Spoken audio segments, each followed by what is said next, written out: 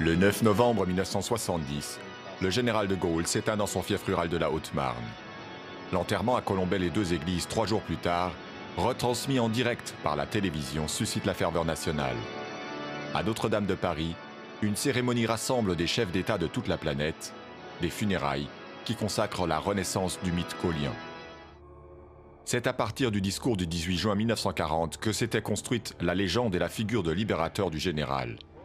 En dépit du rôle très limité des Français dans l'écrasement de l'Allemagne nazie, de Gaulle parvient à imposer l'idée d'une France résistante et victorieuse qui retrouve sa fierté à la libération.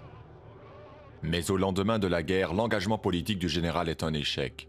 Après une traversée du désert, la publication de ses mémoires de guerre en 1954 rétablit l'image de l'homme providentiel. Elle lui permet de revenir au pouvoir 4 ans plus tard pour s'affirmer comme le sauveur de la nation déchirée par la question algérienne et comme le père fondateur de la Ve République.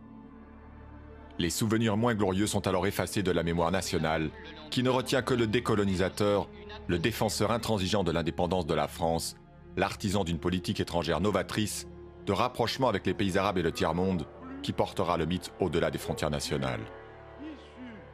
Mais la Ve République gaulienne fut loin d'être un modèle démocratique, et la décolonisation de l'Afrique française bien moins franche que ne le proclamaient les discours du général.